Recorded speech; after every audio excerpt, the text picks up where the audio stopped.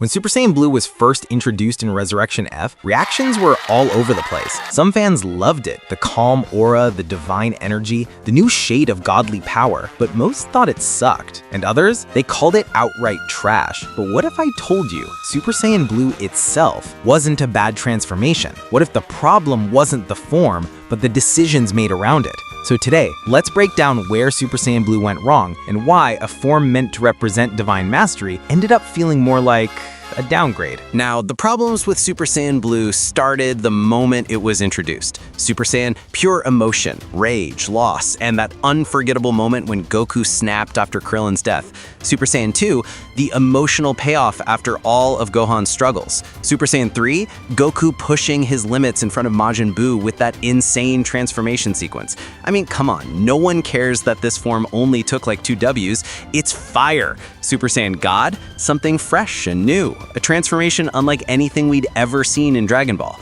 But then there's Super Saiyan Blue. And this form came out of nowhere. It was literally introduced off screen. Goku just shows up and is like, "Hey Frieza, guess what? I just combined Super Saiyan with God Ki. What do you think?" If you thought the anime's introduction was weak, give props to the manga, because it straight up skipped it entirely. And Frieza doesn't help either. Dude trained for 4 months and somehow reached God level strength. 4 months. I mean, come on. Super Saiyan Blue had no training arc, no personal struggle, no story context, just an explanation dropped mid-fight like a quick patch note. That's where it lost a huge chunk of what made transformations in Dragon Ball feel special. Now, personally, I've always felt like Super Saiyan Blue should have been introduced during the Future Trunks saga. Picture this. Goku Black tells Goku how he killed his family. Goku standing there in Super Saiyan God and then snaps, breaking past his limits into Super Saiyan Blue.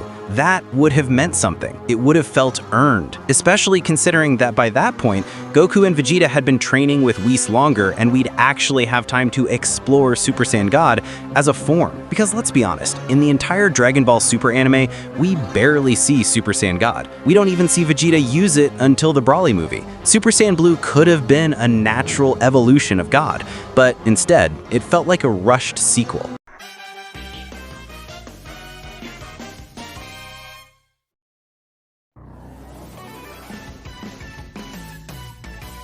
You know another big problem with Super Saiyan Blue? It's quite literally all over the place. Goku and Vegeta use this form like it's base form 2.0. Super Saiyan was iconic because it was rare. It had build-up, tension, stakes.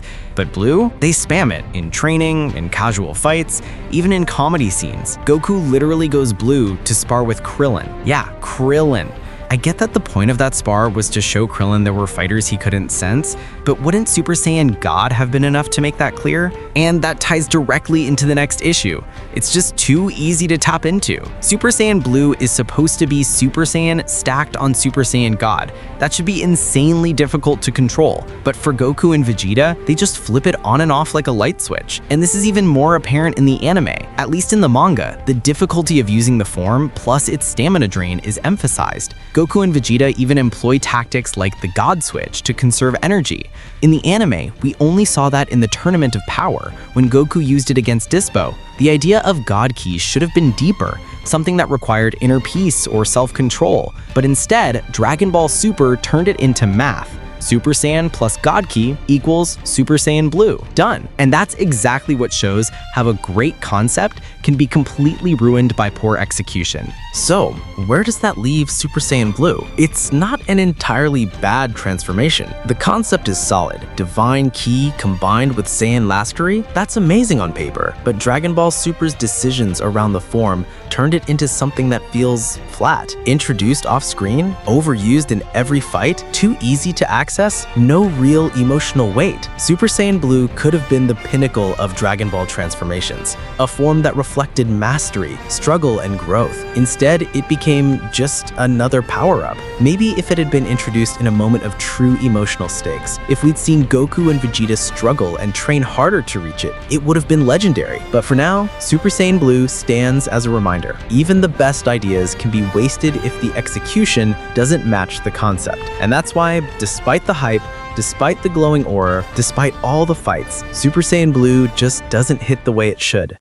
Alright guys, that's it for my first long-form video. If you made it this far, there's a pretty good chance you enjoyed it, so consider leaving a like. And if you're new here, make sure to subscribe so you don't miss the next one. Peace out!